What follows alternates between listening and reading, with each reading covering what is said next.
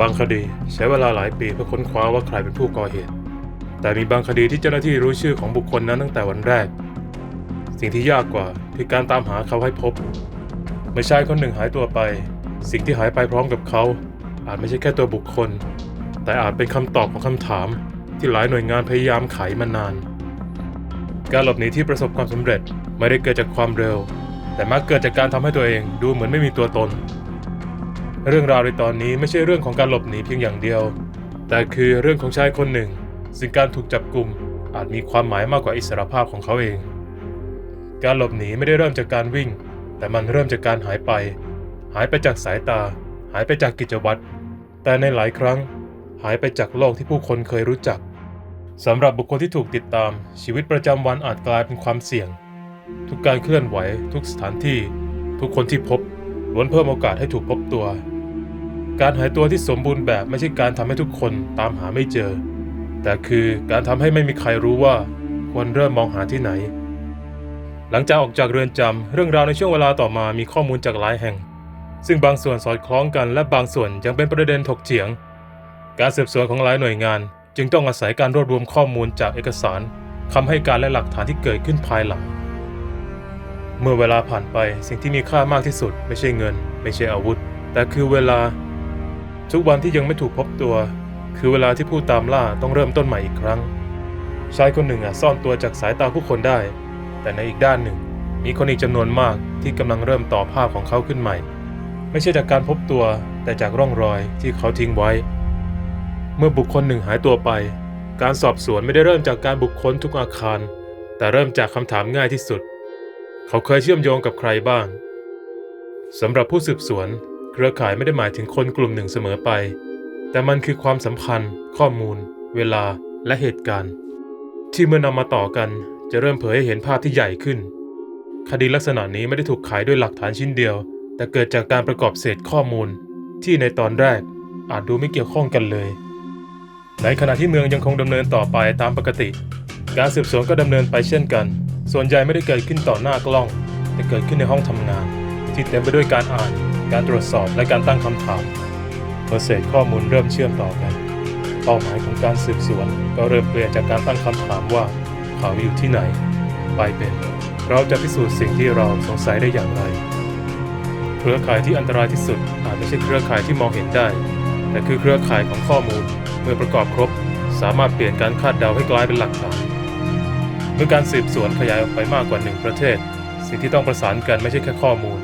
แต่รวมถึงกฎหมายเขตอำนาจศาลและเวลาที่เดินไปพร้อมกันทุกเอกสารคือคำตอบของคำถาม1ข้อและทุกคำตอบจะสร้างคำถามใหม่ขึ้นมาอีกภาพที่ผู้คนมักจดจำคือวันที่มีการจับกุมแต่ในความเป็นจริงวันนั้นเป็นเพียงปลายทางของกระบวนการที่อาจใช้เวลาหลายเดือนหรือหลายปีคดีข้ามพรมแดนไม่ได้เดินหน้าเป็นเส้นตรงหลักฐานบางชิ้นยืนยันสิ่งที่สงสัยขณะที่หลักฐานบางชิ้นบังคับให้ผู้สืบสวนต้องเริ่มต้นใหม่การสืบสวนที่ดีไม่ได้เริ่มจากการสรุปแต่มันเริ่มจากการพยายามหักล้างสมมติฐานของตัวเองจนเหลือเพียงสิ่งที่หลักฐานรองรับเมื่อข้อมูลเริ่มเรียงตัวการค้นหาค่อยๆเปลี่ยนเป็นการยืนยันและในช่วงเวลานั้นเองคนที่ถูกตามหาอาจไม่รู้ว่าระยะห่างระหว่างเขากับผู้ตามล่าเหลือน้อยกว่าที่คิดทุกคดีมีเรื่องเล่าอยู่2แบบเรื่องเล่าที่ผู้คนส่งต่อกันและเรื่องเล่าที่ถูกบันทึกไว้ในเอกสารในตอนนี้เราเริ่มจากอย่างหลังในเดือนธันวาคมปี 2020 คณะลูกขุนใหญ่ของรัฐบาลกลางสหรัฐมีการฟ้องต่อผู้นำระดับสูงหลายคนของ MS-13 โดยกล่าวหาว่ามีบทบาทในการกำกับกิจกรรมขององค์กรในหลายประเทศคำฟ้องดังกล่าวถูกเปิดเผยต่อสาธารณะในเดือนมกราคมปี 2021 ในเอกสารเหล่านี้ชื่อของเอลมา กานาเลส ริเบล่าปรากฏในฐานะจำเลยคนหนึ่งพร้อมข้อกล่าวหาหลายข้อซึ่งรวมถึงข้อกล่าวหาที่เกี่ยวข้องกับการก่อการร้ายตามกฎหมายสหรัฐทั้งหมดนี้ยังเป็นข้อกล่าวหาในชั้นศาลและจำเลยยังคงได้รับการสันนิษฐานว่าเป็นผู้บริสุทธิ์จนกว่าจะมีคำพิพากษาถึงที่สุดตามคำฟ้องของรัฐบาลสหรัฐโครงการที่เรียกว่า Landfly Nacional ถูกกล่าวหาว่าเป็นกลุ่มผู้นำระดับสูงของ MS-13 ซึ่งมีบทบาทในการกำกับทิศทางขององค์กรและเอลมา กานาเลส ริเบล่าถูกกล่าวหาว่าเป็นหนึ่งในบุคคลที่มีบทบาทสำคัญในโครงสร้างดังกล่าวหลังจากหลบเลี่ยงการเข้าสู่กระบวนการของศาลรัฐบาลกลางอยู่ระยะหนึ่งในเดือนพฤศจิกายนปี 2023 กานาเลส ริเบล่าถูกจับกุมก่อนถูกนำตัวเข้าสู่สหรัฐอเมริกา พื่อเผชิญหน้ากับข้อกล่าวหาที่ถูกยื่นไว้ก่อนหน้านั้นสำหรับสาธารณชนการจับกุมครั้งนี้อาจดูเหมือนจุดสิ้นสุดของการไล่ล่าแต่สำหรับอัยการมันเป็นเพียงจุดเริ่มต้นเพราะจากนี้ไปสิ่งที่สำคัญที่สุดไม่ใช่การตามล่าเขาอีกต่อไปแต่คือสิ่งที่สามารถพิสูจน์ได้ในชั้นศาล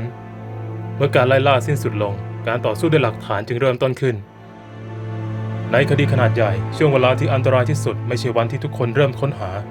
แต่คือวันที่หลักฐานเริ่มเรียงตัวเข้าหากันการสืบสวนไม่ได้เดินหน้าเพราะโชคแต่มันเดินหน้าเพราะข้อมูลแต่ละชิ้นเริ่มยืนยันกันเองเมื่อการสืบสวนขยายไปมากกว่า1ประเทศสิ่งที่เคลื่อนตัวไม่ใช่เพียงเจ้าหน้าที่แต่รวมถึงคำร้องเอกสารและความร่วมมือระหว่างหน่วยงานในหลายคดีจุดเปลี่ยนไม่ได้เกิดขึ้นเพราะผู้ต้องหาทำผิดพลาดเพียงครั้งเดียวแต่เกิดขึ้นเพราะข้อมูลจำนวนมากค่อยๆลดพื้นที่ของความไม่แน่นอนเมื่อถึงจุดหนึ่งคำถามจะไม่ใช่อีกแล้วว่าจะจับได้หรือไม่แต่คือเมื่อไหร่และภายใต้กระบวนการใดการไล่ล่าอาจจบลงในวันหนึ่งแต่ก่อนถึงวันนั้นมีช่วงเวลาหนึ่งที่ทุกฝ่ายต่างรับรู้ตรงกันว่าวงล้อมได้ปิดลงแล้วเมื่อการตามล่าดำเนินมาถึงจุดหนึ่งสิ่งที่เปลี่ยนแปลงไม่ใช่เพียงสถานะของบุคคลแต่คือสถานะของคดีในเดือนพฤศจิกายนปี 2023 เอลเม กานาเลส ริเบล่าถูกจับกุมก่อนถูกนำเข้าสู่กระบวนการของศาลรัฐบาลกลางสหรัฐเหตุการณ์นี้ได้รับการยืนยันผ่านคำแถลงของกระทรวงยุติธรรมสหรัฐสำหรับสังคมข่าวการจับกุมมักเป็นจุดสิ้นสุดของเรื่องแต่สำหรับศาลมันคือจุดเริ่มต้นเพราะหลังจากนั้นทุกข้อกล่าวหาจะต้องถูกพิสูจน์ด้วยหลักฐานในระบบยุติธรรมผู้ถูกกล่าวหายังคงได้รับการสันนิษฐานว่าเป็นผู้บริสุทธิ์จนกว่าศาลจะมีคำพิพากษาถึงที่สุดหลักการนี้คือสิ่งที่ทำให้กระบวนการยุติธรรมแตกต่างจากการตัดสินในพื้นที่สาธารณะตั้งแต่วินาทีนั้นเรื่องราวไม่ได้ถูกขับเคลื่อนด้วยการติดตามอีกต่อไปแต่ถูกขับเคลื่อนด้วยคำถามที่สำคัญกว่า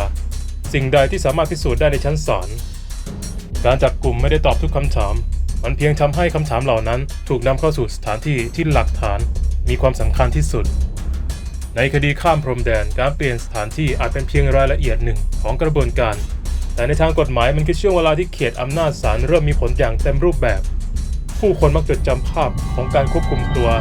แต่ในความจริงเอกสาร1แผ่นอาจเปลี่ยนทิศทางของคดีได้มากกว่าภาพข่าว1ภาพ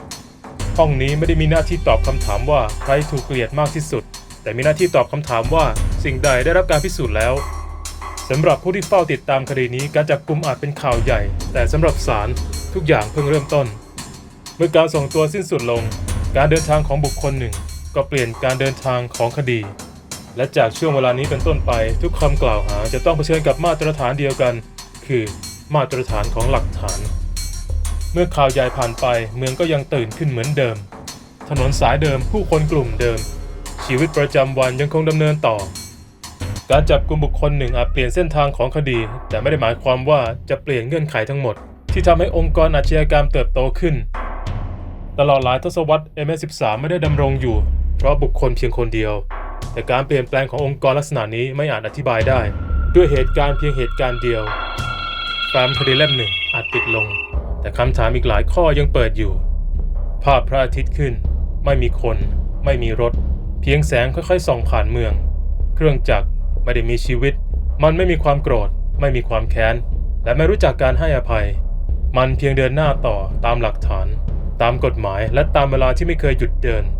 ส่วนผู้คนคือผู้ที่ต้องตัดสินใจว่าจะสร้างสังคมที่ไม่ต้องผลิตเครื่องจักรแบบนี้ขึ้นมาอีกหรือไม่ให้เสียงบรรยายโดย Bonali Hunter